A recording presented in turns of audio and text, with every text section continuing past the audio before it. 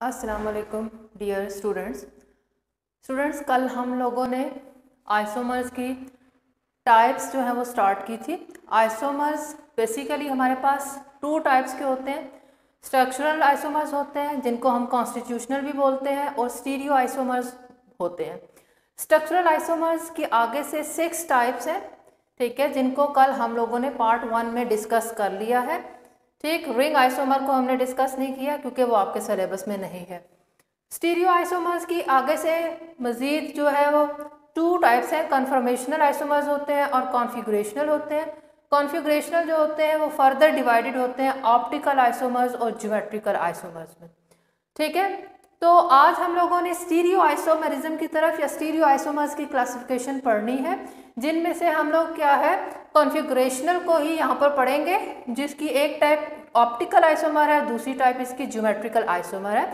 तो हम लोग चलते हैं किसकी तरफ, स्टीरियो आइसोमर्स की तरफ चलते हैं।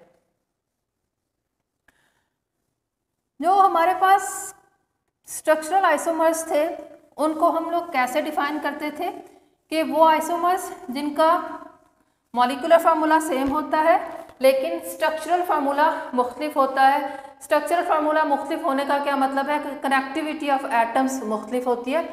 देखें फॉर एग्जांपल, मैं कोई एक एग्जांपल लेके आपको दोबारा से यहाँ पर क्या कर देती हूँ, रिकॉल करवा देती हूँ।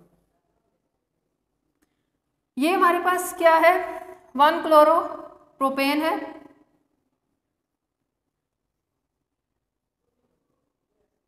और ये हमारे पास है 2 क्लोरोप्रोपेन। इन दोनों का जो मॉलिक्यूलर फार्मूला है वो C3H7Cl है। दोनों का मॉलिक्यूलर फार्मूला सेम है, लेकिन देखिए कनेक्टिविटी ऑफ एटम मुख्तलिफ है। यहाँ पर पहले कार्बन में क्लोरीन लगा हुआ है, यहाँ पर सेकंड कार्बन पे क्लोरीन लगा हुआ है। तो स्ट्रक्चर मुख्तलिफ होने की वजह से ये स्ट्रक्चरल आइसोमर्स के एक एग्जाम्पल है। आज हम लोगों ने चलना है कॉन्फ़िगरेशनल आइसोमर्स की तरफ। कॉन्फ़िगरेशनल आइसोमर्स क्या होते हैं या स्टीरियो आइसोमर्स क्या होते हैं? स्टीरियो आइसोमर्स की डेफिनेशन हम लोग ऐसे करते हैं कि those isomers have same molecular formula. पहला पॉइंट वही है, मॉलिक्यूलर फार्मूला सेम होता है, सेम स्ट्रक्चरल फार्मूला। इंटरेस्टिंग, इसका स्ट्रक्चरल फार्मूला भी क्या होता है, सेम होता है। डिफरेंट क्या चीज होती है, कॉन्फ़िगरेशन और ओरिएंटेशन। क्या फर्क होता है इसमें, ओरिएंटेशन ऑफ एटम्स और ग्रुप्स। ये मेजर पॉइंट है जो डिफर कर रहा है। ओरिएंटेशन से क्या मुराद है कि स्पेस में अरेंजमेंट ऑफ एटम्स और ग्रुप्स वो डिफर करता है दो आइसोमर्स के दरमियान। ठीक है, तो उसको हम बोलते हैं कि वो स्टीरियो आइसोमर्स होंगे। ज्योमेट्रिकल आइसोमेरिज्म को हम लोग, जो ज्योमेट्रिकल आइसोमर्स होते हैं उनका दूसरा नाम होता है cis trans isomers. Students, cis trans isomers वो होते हैं जो बॉन्ड की फ्री रोटेशन की रेस्ट्रिक्शन की वजह से बनते हैं। ठीक है, जब हमारे पास बॉन्ड जो है वो फ्रीली रोटेट ना कर सके, ठीक है, तो उसकी वजह से हमारे पास दो मुख्तलिफ तरह के मॉलिक्यूल्स बनते हैं जिनका मॉलिक्यूलर फार्मूला सेम होता है लेकिन उनकी ओरिएंटेशन मुख्तलिफ रहती है क्योंकि वो रोटेट नहीं कर सकते। रोटेशन की रिस्ट्रिक्शन से क्या मुराद है, इसको हम लोग एक एग्जांपल से समझते हैं। हमारे पास जैसा कि डबल बॉन्ड जो होता है ना, जब कार्बन कार्बन डबल बॉन्ड होता है तो उसकी फ्री रोटेशन जो होती है वो रिस्ट्रिक्ट हो जाती है। बड़ी आसानी से हम लोग एक एग्जांपल लेते हैं ये देखिए मैंने दो जो है गत्ते जो हैं उनको दो नेल्स के ज़रिए, दो कीलों के ज़रिए आपस में क्या किया हुआ है, अटैच किया हुआ है। अभी ये रोटेट नहीं हो सकते, मैं इसको घुमा के ऊपर नहीं ले जा सकती क्योंकि इसके अंदर दो कील हैं, ठीक है। ये दो कील ऐसे आप तस्वर कर लें कि जैसे दो बॉन्ड्स हैं। अगर इनमें से मैं एक कील जो है वो निकाल दूँ, ठीक है, तो अब देखिए हमारे पास क्या होगा कि ये इजीली रोटेट कर जाएगा, यानी कि पहले जो ये वाला मार्जिन या सिरा नीचे था, अब ये इजीली ऊपर मूव कर सकता है, ठीक है। तो फ्री रोटेशन हो गई है। तो डबल बॉन्ड की मौजूदगी की वजह से जो रोटेशन होती है वो रिस्ट्रिक्ट हो जाती है, जिसकी वजह से हमारे पास एक आइसोमेरिज्म जनरेट होता है जिसको हम लोग बोलते हैं ज्योमेट्रिकल आइसोमेरिज्म या सिस ट्रांस आइसोमेरिज्म। ये हमारे पास डबल बॉन्ड वाले कंपाउंड्स में भी एग्जिस्ट करता है और हमारे पास साइक्लिक कंपाउंड्स में भी, ठीक है। ये दो तरह के हमारे पास जो कंपाउंड्स हैं जिसमें सिस ट्रांस आइसोमर्स बन सकते हैं या ज्योमेट्रिकल आइसोमर्स बन सकते हैं। अब हमारे पास मैं पहले लेती हूँ कि डबल बॉन्ड में देखें किस तरह से ये आइसोमेरिज्म अराइज होता है। फॉर एग्जांपल मेरे पास क्या है, 2 ब्यूटीन है, ठीक है। तो 2 ब्यूटीन, ये मैंने लिख दिया 2 ब्यूटीन का फार्मूला, ठीक है। ये इस फार्मूले को अगर मैं लिखूं, ये किस तरह से है, कार्बन कार्बन डबल बॉन्ड के पास कौन कौन से एटम्स है, देखें हाइड्रोजन है इस कार्बन के साथ, इस कार्बन के साथ भी हाइड्रोजन है, इस कार्बन के साथ CH3 है और इस कार्बन के साथ एक CH3 भी है। अब ये जो मैंने 2 ब्यूटीन का स्ट्रक्चर ड्रा किया है, इसमें सिमिलर जो ग्रुप्स हैं वो एक ही साइड पे, मिथाइल मिथाइल एक साइड पे है, हाइड्रोजन हाइड्रोजन एक साइड पे है। ऐसी जो अरेंजमेंट होती है इसको हम बोलते हैं सिस, ये इसका नाम क्या होगा, सिस 2 ब्यूटीन, ठीक। अब हम होगा ये कि ये एक कंपाउंड है, अगर इस कंपाउंड को इस अरेंजमेंट से किस अरेंजमेंट में जाना है, ऐसी अरेंजमेंट में जाना है, तो होगा ये कि ये बॉन्ड एक मस्ट भी इसको ये टूटेगा और ये रोटेट होगा, ये कार्बन क्या हो जाएगा, ऐसे फ्रीली रोटेट होगा, हाइड्रोजन नीचे चला जाएगा, मिथाइल ऊपर चला जाएगा और दोबारा से डबल बॉन्ड बन जाएगा। क्योंकि पाई बॉन्ड ब्रेक हुआ और फिर दोबारा से बना है, तो bond breakage and bond formation इस बात की तस्दीक करती है कि एक न्यू कंपाउंड बना है। ये कोई हमारे पास फ्री रोटेशन नहीं थी, बाकायदा एनर्जी चेंज आया है, एनर्जी चाहिए थी, पाई बॉन्ड टूटा है, पाई बॉन्ड टूट के रोटेशन हुई है इस कार्बन के अक्रॉस और फिर दोबारा से पाई बॉन्ड जनरेट हुआ है। तो bond breakage and bond formation हमें ये बताती है कि बाकायदा एक केमिकल चेंज आया है और केमिकल चेंज के नतीजे में हमेशा न्यू कंपाउंड बनते हैं, न्यू मॉलिक्यूल बनते हैं। इसीलिए ये हमारे पास ये इसको अब हम ट्रांस बोलेंगे, जिसमें हमारे पास ऑपोजिट साइड पे क्या चले गए हैं, ग्रुप्स चले गए हैं। हाइड्रोजन एक ये है, एक नीचे है, मिथाइल ऊपर है, नीचे है, तो इसको बोलेंगे ट्रांस 2 ब्यूटीन, ठीक है। तो ये दोनों एक दूसरे के सिस ट्रांस या ज्योमेट्रिकल आइसोमर्स है और डबल बॉन्ड के अक्रॉस ये क्या हुए हैं, ओरिजिनेट हुए हैं, ठीक है ना। इन दोनों आइसोमर्स को हम फिजिकल मेथड्स के ज़रिए सेपरेट कर सकते हैं।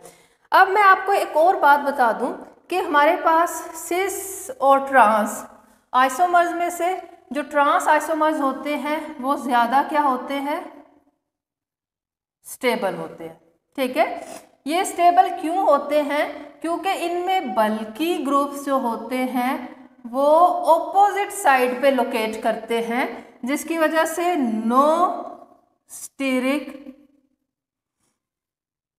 रिपल्शन, स्टीरिक रिपल्शन नहीं है, यानी कि ये आपस में नहीं झगड़ रहे, बड़े बड़े ग्रुप्स हैं आपस में नहीं झगड़ रहे, नहीं एक दूसरे को धकेल रहे, तो क्या रह रहे हैं, वो सुकून वे में रह रहे हैं, तसल्ली के साथ रह रहे हैं। इस वजह से यहाँ पर स्टीरिक रिपल्शन ना होने की वजह से ये मोर स्टेबल है। जबकि यहाँ पर इन द केस ऑफ सिस हमारे पास दोनों बल्कि ग्रुप एक ही तरफ एग्जिस्ट कर रहे होते हैं, तो ये हमारे पास क्या होता है, लेस स्टेबल होता है। तो ये स्टीरिक रिपल्शन है जो ये इशू कॉज करती है। ठीक है, एक और बात कि सिस ट्रांस आइसोमर्स में हमारे पास डबल बॉन्ड के अक्रॉस जो कार्बन्स हैं उनको लाजमन दो डिफरेंट तरह के क्या रखने चाहिए, ग्रुप्स रखने चाहिए। ठीक है, अब देखिए इस डबल बॉन्ड के अक्रॉस दोनों कार्बन के पास डिफरेंट तरह के क्या है, ग्रुप्स मौजूद हैं। अगर इनमें से एक कार्बन के पास भी सिमिलर ग्रुप मौजूद होगा तो उसमें ऐसी अल्कीन में सिस ट्रांस आइसोमेरिज्म एग्जिस्ट नहीं करता। फॉर एग्जांपल मैं प्रोपीन की एग्जांपल लेती हूँ।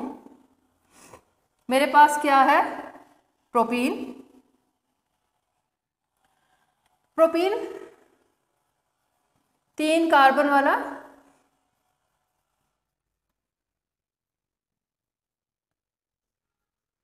ये हमारे पास है प्रोपीन। ठीक है, इसमें कार्बन कार्बन जो डबल बॉन्ड है उसके पास इस वाले कार्बन के ऊपर भी हाइड्रोजन है, नीचे भी हाइड्रोजन है। इस कार्बन के पास एक हाइड्रोजन है और एक मिथाइल है। अब हमारे पास होगा क्या, यहाँ पर हमारे पास हाइड्रोजन हाइड्रोजन तो एक साइड पे है, लेकिन दूसरी साइड पे मिथाइल और हाइड्रोजन है, यानी कि सिस और ट्रांस का कंसेप्ट यहाँ पर एग्जिस्ट नहीं कर रहा। इसका मतलब है यहाँ पर नो सिस ट्रांस आइसोमेरिज्म। तो ऐसे कंपाउंड्स जिसमें डबल बॉन्ड के अक्रॉस जो कार्बन होते हैं उनमें से एक के पास भी सिमिलर क्या मौजूद हो, ग्रुप्स मौजूद हो, उसमें सिस ट्रांस आइसोमेरिज्म एग्जिस्ट नहीं करता। मैं कुछ और एग्जांपल्स ले लेती हूँ जिसमें सिस ट्रांस जो है वो क्या करता है, एग्जिस्ट कर रहा होता है। जी, फॉर एग्जांपल मैं यहाँ पर ले लेती हूँ फ्यूमेरिक एसिड। फ्यूमेरिक एसिड क्या होता है हमारे पास,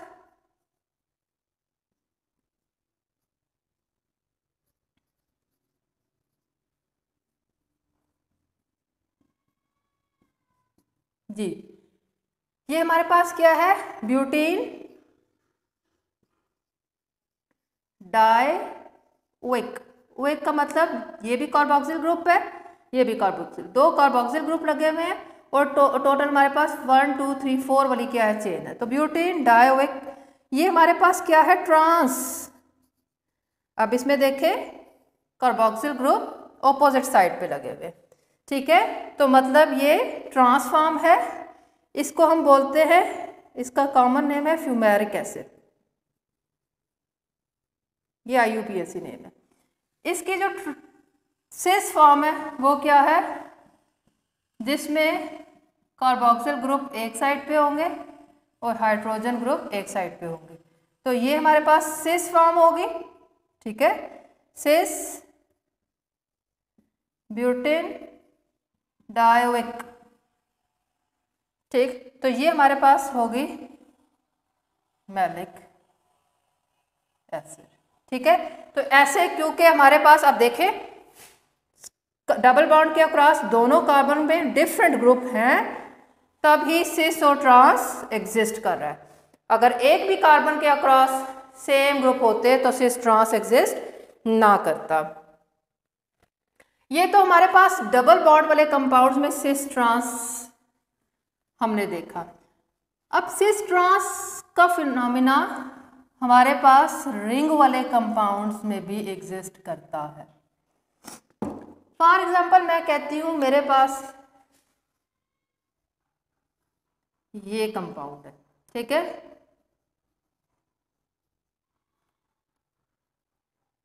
ये 1,2-डाई मिथाइल साइक्लोप्रोपेन इस कंपाउंड का नाम है। इसमें पहले और दूसरे पोजीशन पे मिथाइल मिथाइल ग्रुप लगा हुआ है। अब देखें ये हमारे पास इधर भी ये कॉर्नर का मतलब यहाँ पर कार्बन है, इस कार्बन के ऊपर मिथाइल है और इस कार्बन के भी ऊपर मिथाइल है, यानी कि एक ही डायरेक्शन में है, लिहाजा ये सिस कंपाउंड है। ठीक है, अगर ये ऐसे हो, इसका CH3 ऊपर है और इसका CH3 नीचे हो, तो ये मेरे पास क्या हो जाएगा, ट्रांस हो जाएगा। ठीक है, इसका नाम क्या होगा, ट्रांस 1,2-डाई मिथाइल साइक्लोप्रोपेन इसका नाम होगा। अब यहाँ पर भी देखें कि हमारे पास कार्बन कार्बन जो कंजक्टिव 2 कार्बन आ रहे हैं, उन दोनों कार्बन के पास हमारा क्या होना चाहिए, मुख्तलिफ तरह के ग्रुप्स होने चाहिए। अगर मेरे पास ऐसा कंपाउंड होता, ये देखें, इस कार्बन के ऊपर भी मिथाइल होता और नीचे भी मिथाइल होता और इसके ऊपर भी हाइड्रोजन होता और नीचे भी हाइड्रोजन होता, तो ये क्या है, 1,1-डाई मिथाइल साइक्लोप्रोपेन। तो स्टूडेंट्स इसमें देखें रोटेशन हो भी जाएगी तो कोई फर्क नहीं पड़ेगा, मिथाइल ऊपर है नीचे है, दोनों एक ही ग्रुप में, तो हमारे पास सिस ट्रांस ऐसे केस में एग्जिस्ट नहीं करता। ठीक, तो क्या कंडीशन है हमारे पास कि 2 कंजक्टिव कार्बन्स के पास मुख्तलिफ ग्रुप्स होने चाहिए। अगर एक कार्बन के पास भी सिमिलर ग्रुप होंगे तो उस साइक्लो वाले केस में भी सिस ट्रांस एग्जिस्ट नहीं करेगा। ठीक है स्टूडेंट्स, ये था हमारे पास ज्योमेट्रिकल आइसोमेरिज्म और cis trans isomerism, stereo isomerism की एक टाइप है। इंशाल्लाह ताला थर्ड पार्ट जो इस लेक्चर का होगा वो होगा हमारे पास ऑप्टिकल आइसोमेरिज्म से रिलेटेड होगा। ठीक है, अगर आपने अब तक मेरे चैनल को सब्सक्राइब नहीं किया तो मेरे चैनल को सब्सक्राइब कर दें और बेल नोटिफिकेशन को ऑन कर लें ताकि मेरे आने वाली हर वीडियो आप तक पहुंचती रहे। स्टूडेंट्स अपना ख्याल रखिएगा, अल्लाह हाफिज़।